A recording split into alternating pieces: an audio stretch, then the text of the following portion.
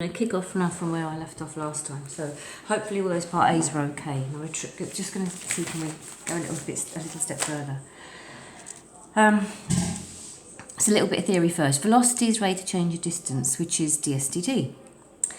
Acceleration is rate of change of velocity, which is dv/dt, which means that this can also be written as d2s dt squared. Okay, so if acceleration is dv/dt, I'm just going to take this one step further. dv/dt by multiply above and below by ds/ds. I'm not changing it, but I'm just multiplying above and below by the same thing. Now I'm just going to rearrange these things here. So this is going to become ds/dt by dv/ds. So just sort of rearrange them a little bit. See what I've done? I know what ds/dt is, it's v, so this is v times dv/ds.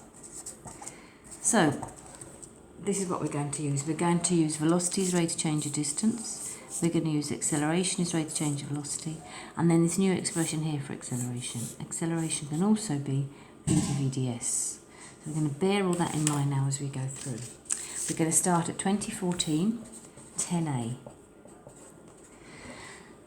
I'm reading the question. It says a particle moves in a straight line and experiences a retardation.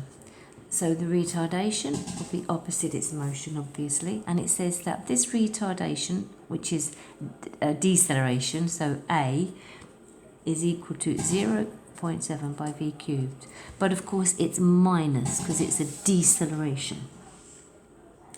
Now it tells you in the question also that it takes 0.04 seconds, so starting from time 0, it takes 0.04 seconds to reduce its speed from an initial value of 200 to v1. And then question says find the value of v1, so our job is to find this. Okay, so we're starting with this expression here.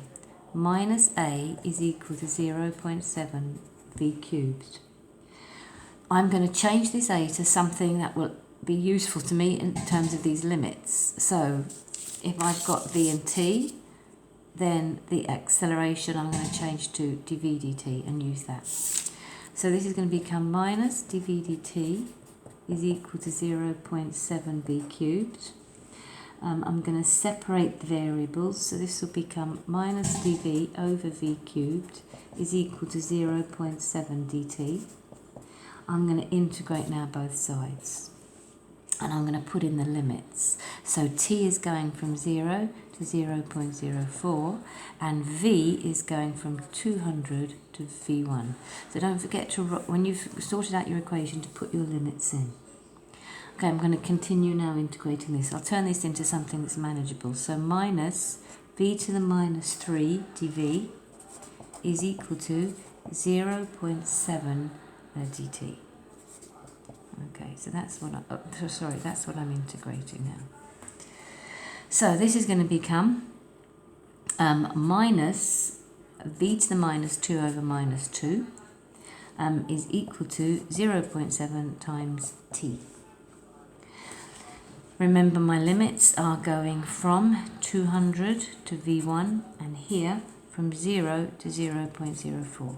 So now I'll put in the value of the limits. So this, remember, really is a half, 1 over 2. When I take that v squared under the line, it would become over v squared.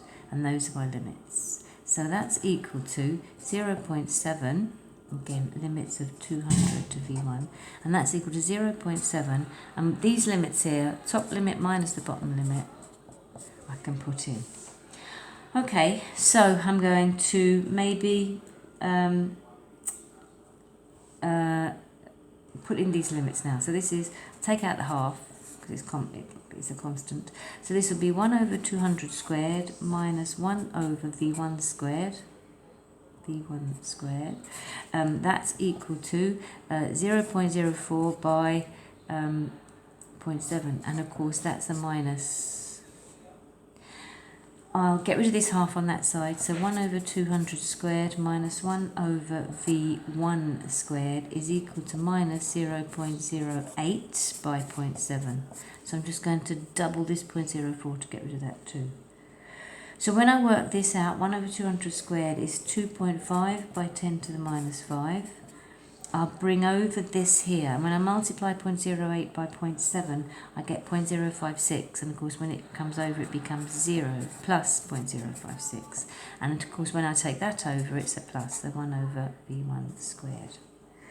These figures here will become 0.056025 equals 1 over v1 squared, which means that if I bring that v1 squared up and take that down, this will become v1 squared is equal to 1 over 0.056025.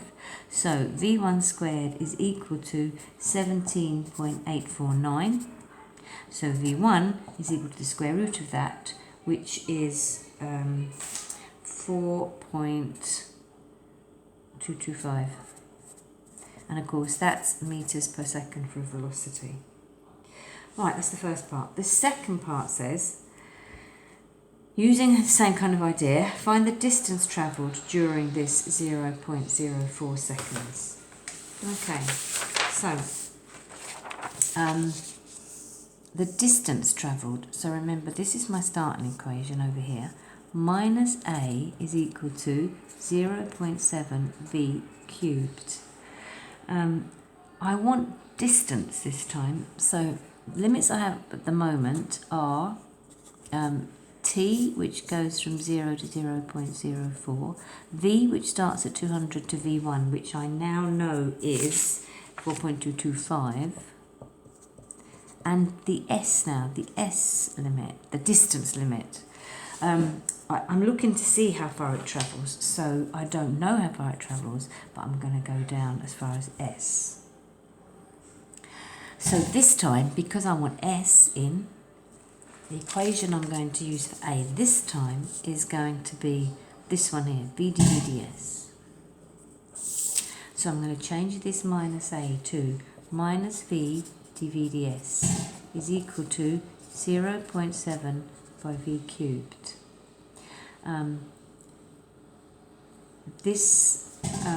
When I integrate this will become, first of all, separate the variables. So bring over the v cubed under the line. This will become minus 1 over v squared dv is equal to 0.7 and take that ds over.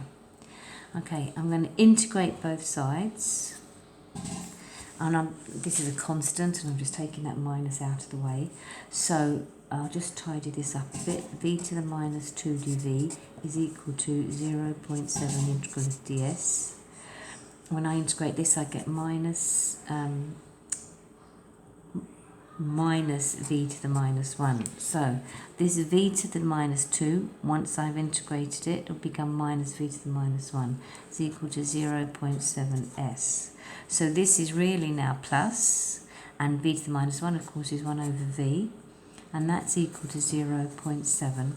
Limits, I'm going from 0 to s, and my v is going from 200 to 4.225. Okay, when I do this, when I say 1 over 200 minus 1 over 4.225 is equal to 0.7 into 0 minus s. When I sort all that out, it becomes minus 0.2317 equals minus 0.7s, which gives me an s of 0.331 meters. Okay.